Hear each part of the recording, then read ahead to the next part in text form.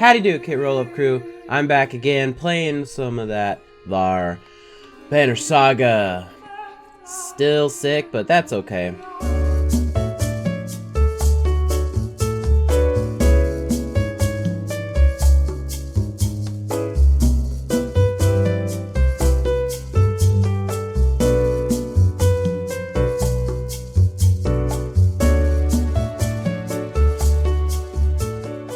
So when we last left us, we found out that Ivor actually killed a mother and her baby, and that's what made him so famous.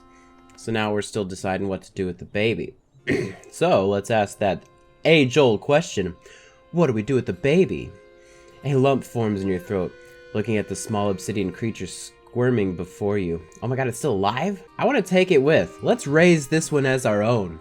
You argue strongly for showing mercy and humanity. Some of the women in the caravan hesitantly agree to take in the dredge infant, while others are furious about bringing it along. Guys, check it out.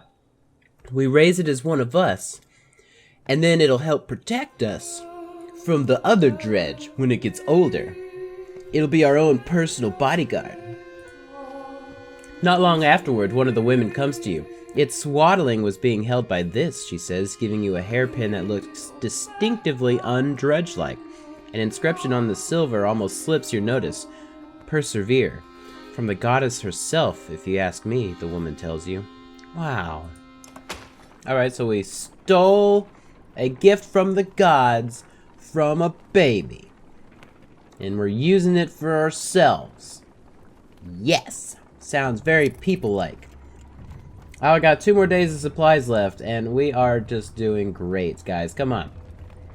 Next time I get to a settlement, I'm going to buy freaking 30 days of supplies. I don't even care. Because this is terrible. I still don't see anything coming. Oh wait, what's that? The sounds of a skirmish alert you to a varl surrounded by half a dozen armed fighters. One man spots you and shouts, "Leave us to our business. This varl killed my father without reason." The varl is about to respond when a man attacks. The giant swats the blade aside and silently watches for the next assault. Let's hear what the varl has to say, y'all. The varl shrugs as if unconcerned, saying, "This one's father and I had a business deal. He lied, now he's dead." "Lies," shouts the man. "You murdered him over a lie, you coward."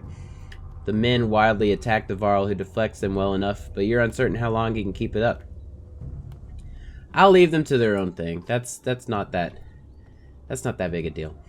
You quickly decide the minor scuffle between the man and varl is not worth the caravan's precious time, and none of your business besides. Your warriors return with you, some more reluctantly than others. Oh, we're finally there! Look, it's Sigerholm! I can see you! Sorry, I got the lozenge again. It's not a lozenge, it's a Jolly Rancher. One catastrophe to another, says Oddleif as you pull into Sigerholm. The town appears to be sinking into the lake. Townspeople peek from dark windows and makeshift hovels further up the hill. "No," says Ivan, looking frantic. "Where is she?" He runs to the front of the caravan, looking out over the water. Juno isn't here, and you get the creeping feeling you're not welcome either. Going upriver looks out of the question. The beach is bare aside from the occasional skeleton of a ruined fishing boat. You reluctantly set up camp in the sinking town. Well, we're going to need to buy supplies, guys. All I'm saying is, how long are you willing to wait? While taking stock of caravan, you've inadvertently walked into a debate between Oddleif and Ivan. As long as we need to. And I think we need to get out of here. I don't feel good about this place. Why? What's wrong? Something doesn't feel right. The people here are staring at us like those vultures in the wastes. I'm sorry, Ivan. I think Oddleif is right. I saw a man. The whole time we were setting up, he was just watching me. In a creepy way. And how long before Dredge find us here? Juno will come. Just give it a little more time, Rook. Listen to me. I need you to trust me on this. I'd hate to say it, but I saw the dream. I have that whole,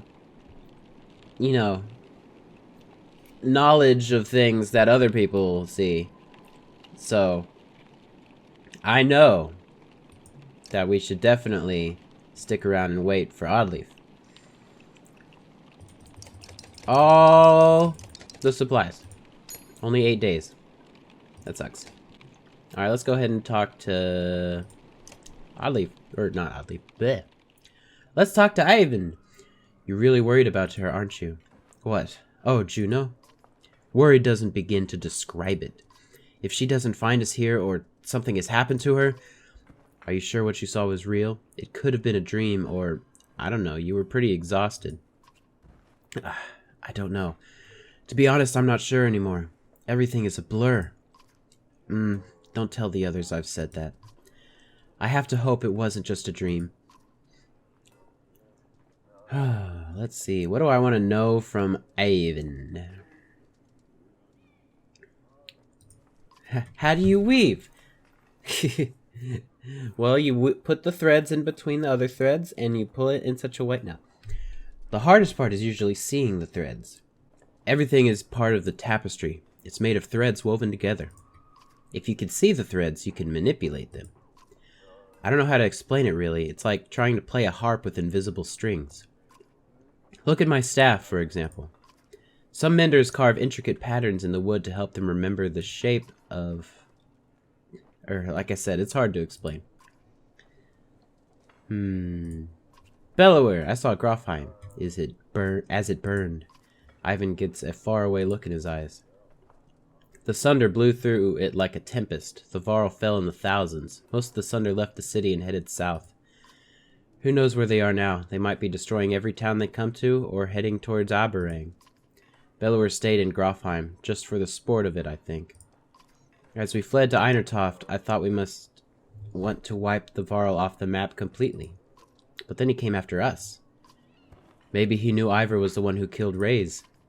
Maybe, but let's just make sure he doesn't catch up. Do you think it's the end of times? I don't know what to think. I wish I could give you a better answer. Even if we escape the dredge, that serpent said a darkness was covering the world. I don't know how long that will take, or what it means even. I'm just trying to solve one problem at a time. The Menders are in Aberrang. If we can find ships and make it the capital, we might have a chance.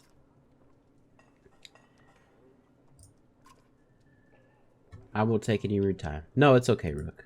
I appreciate the talk. It's good to stay grounded. I spent all day worrying about the serpents or sunder. I think a lot of people are intimidated, or scared maybe, of me. Don't worry, it's nothing new. I'm used to it. Maybe sometime we can talk about things that don't include the word ending.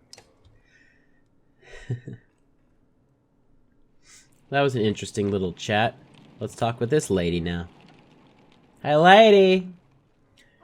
I don't know if we've ever spoken. I'm Nid, your Rook, I know. We've been traveling together for a long time. Isn't it strange how you can be so close to people and not know them? Every day I pass people, I swear I've never seen them before. I wanted to thank you for letting me join you. Have you always been such a good shot? Honestly, I never even tried before Oddleif made me. I spent my whole life making clothes, cleaning. Oddleif's good, but I didn't think it was all her doing. It feels right. I just look where I want it to go. Anyway, I feel better. The caravans, the people worrying all day and making problems. Sometimes I just really stew in their misery. Sometimes they really stew in their misery. I'm glad I can do something helpful. Where are you from? I don't think you're from Saga. I knew most of the people there. No, I had a house in Frostvella. But we were driven out when the dredge started to show up. My husband died trying to protect our home. My sons and I were thrown out into the fields. I'm sorry. Echo's men killed my husband. Now Echo is traveling with us. For a long time I was angry. Why did he get to live? Why did you decide for the rest of us? You look away momentarily, not sure what to say. But I've let it go. I have 3 sons and I don't want them to grow up with hatred in their hearts. That's why I wanted to thank you. You're welcome. I don't think anything of it. We've all had our own problems to deal with. Let me know if you need me to put an arrow in something. I like her. She's a good person. It's always good to forgive, even if it's impossible, or if you feel like it's impossible to forgive. It's always good to forgive. Alright, I guess we'll just head out then. Rook, wait. Please, Ivan begs. She said she'd be here. We need her. He can't tell he's terrified of leaving, as though he'd be giving up on Juno. Alright, we'll wait a little longer. You stick it out a little longer, but you're not certain how long you'd be willing to wait yourself. Every day lost becomes more precarious. Well, then we'll just rest a day, see what happens. A scuffle is broken out in front of the houses. Thief! Someone shouts, one of your people, as a group of strangers flee from your camp. Oddleif is already running their direction. They took our supplies, you hear from nearby. They took our supplies? What a dick. I think too hard about these things. Just go get them. Go get them. Come on, you shout, and several join you in the chase. You wander into the beach, where some men have been waiting for you. Some terse words are exchanged about whether anything has been stolen or not. You don't see who draws the first weapon, but it ends the conversation dead. Oh, goody. A fight. Well, let's do it then. Oh, there's so many of them. I'm gonna lose. I always lose. Losing is what I do best. Well, I did a little bit better, I think. I don't know. I'm getting the hang of fighting. I still hate it, though. The thieves don't seem to want to kill you, leaving you lying wounded in the muck of the river. You drag yourself back to caravan, discover that even more supplies have gone missing. Well, I should have known that that was gonna freaking happen.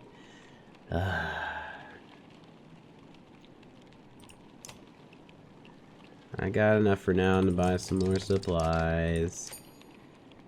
Alrighty. We gotta go. I'm sorry. Ivan looks out across the lake with a 1,000-mile stare. He says nothing. We've got problems, says Ivor. This whole place is flooded. We could try to walk the muddy parts, but it'll be slow going. We could try to float the caravan over the lake, but we might tip or get stuck. Or we could just go around the whole thing, but no idea how long that'll take. Oh, now I'm playing... Oh, what is that game? Crap. So now we're playing Oregon Trail. Do I want to ford the river? Or cock the wagon and float across? Pay some locals to help, or detour around the flooding? Oh my god, this is hysterical. This is completely Oregon Trail. Every single time I've tried to float across, I've failed in the Oregon Trail.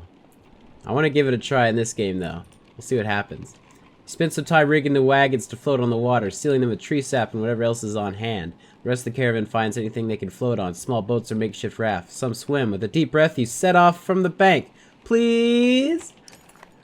You do your best to float the various ragtag groups of your caravan across the muddy lake towards the Beauregard. Things quickly go bad. Between rafts pulling apart or people tipping into the murky water of the lake, eventually you gather everyone up, but you've lost precious time and supplies to the bog.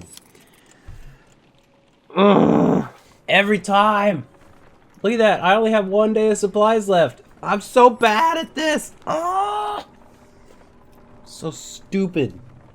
Never try and float across the river ever. Never do it. Oh my god.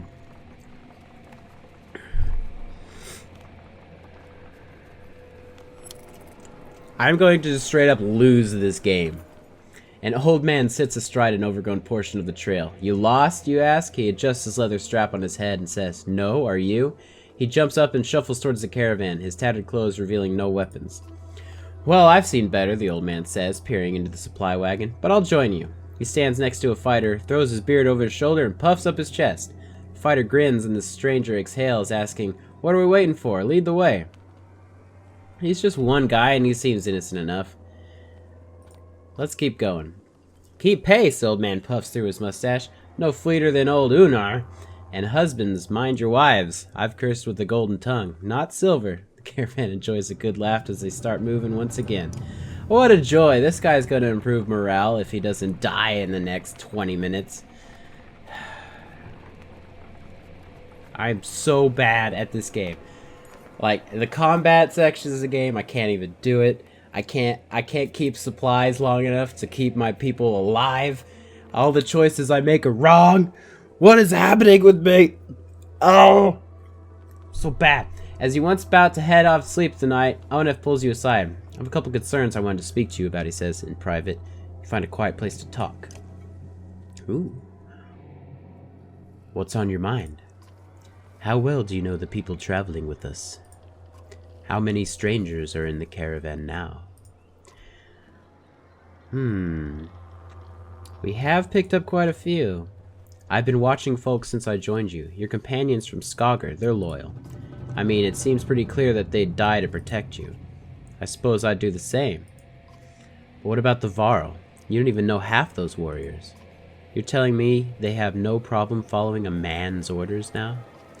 After everything that's happened in Einertoft?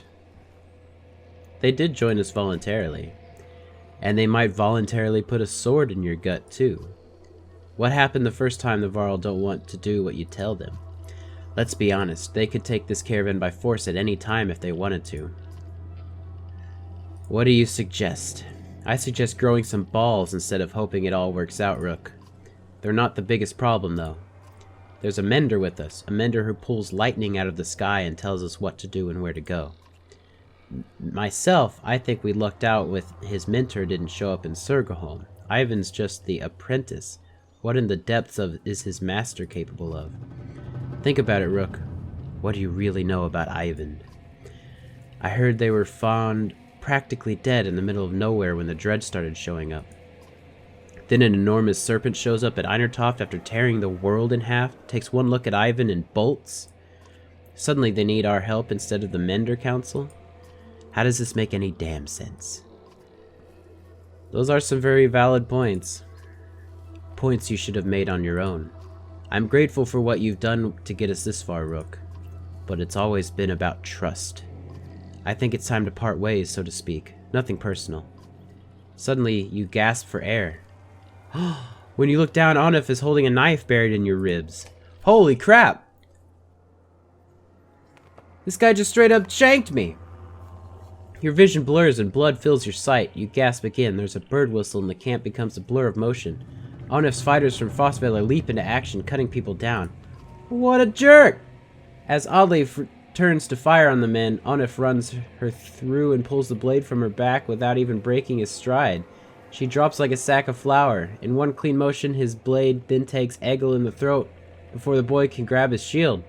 Oneif heads straight for Alette, who freezes in unbridled terror. Oh god!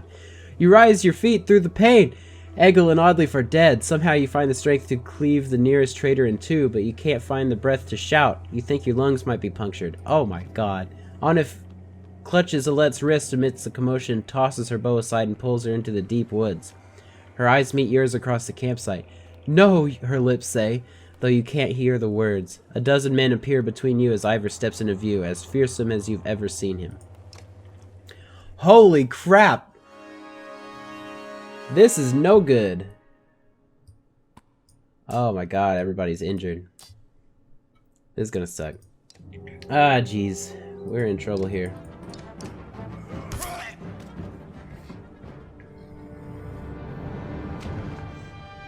I won one.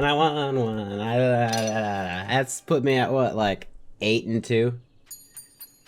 Or is that 2 and 8? I don't know how that goes. I'm not a good at playing games kind of person. Where is Alette? Shouts Ivar, tearing through the nearest bandit, but you've already hobbled into the deep woods where you disappeared, ignoring the battle raging behind you. In a haze of pain, you start to think you've lost their tracks. Then you hear Alette screaming in the distance, followed by silence. You tear through the trees. In a small clearing, Alette lies with her back against a tree. Her hands and her clothing are covered in blood. She stares vacantly ahead, unblinking.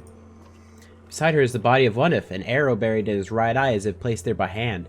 She looks in your direction and then at Oneif. I killed him, she says. Atta girl. Well done. Well done, Alette. Are you alright? You cringe as much from the pain as the appearance of Alette after her bloody struggle with Oneif. No, I'm not hurt. I had no choice. Dad, your chest, you're bleeding. Suddenly, she's at your side, putting pressure on the wound. I can fix this. Where's my needle? Oddleif! Anyone! Ivar, I found them. Just as your sight goes to black, you see Ivar and Alette standing over you. He's going to make it. You open your eyes to the sound of Alette's voice. Normally, a wound like that, I only hope I did enough. I'll survive. Dad! Alette stops herself from hugging your bandaged chest, putting your head to her instead. The words come out easier than you expected. Oddleif? It's a good thing Ivan was here. She's gonna pull through, though it was a nasty wound. We managed to kill most of the traitorous sons of bitches, but the rest fled into the woods. There were a lot of people I couldn't save. You did everything you could, Ivan. Nobody expects you to raise the dead. Ivan frowns deeply, putting a hand to his forehead. Why did Oneif do this, Rook? He was talking to you right before it happened. He thought my leadership would get us all killed. Utter bastard. And this time he had no idea. Echo killed a good half-dozen of Oneif's men by himself. He told me Oneif was running Frostveller the whole time.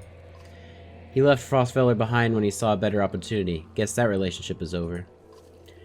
Echo was always just the barking dog you put in your yard to find out who your enemies are. It was no accident Oneif went after those of us from Skager. He must have thought with us gone, he'd take the banner and the rest would fall in line. Or at worst, they'd take all the supplies for themselves and leave the rest as dredge bait. We have to be more careful. We can't let anyone join the caravan anymore. Yeah, where do you draw the line, Ivor? I don't know, Rook. I really don't. None of this changes the fact that the Bellower is out there somewhere following us. The swamp around Sturgerhole might buy us some time, but we've got to keep moving. Your body aches all over, but Ivor's right. The road calls. The caravan's already starting to pack up camp. Whew. Oh, well, we are here, and things have gone straight south. And I still have no supplies, and this is probably the worst playthrough of this game ever. So let's call it here, and continue this up in the next episode. So, if you guys are enjoying this, click the like button or let me know in the comment section below. If you think that I suck at this game and you just are sick and tired of watching me fail miserably, you know, let me know. I'm enjoying the storyline, but my god, do I not understand how to play this game. I am so bad at it. Well, anyway, this has been KitRollUp, and until next time, I'll see you guys later. Bye!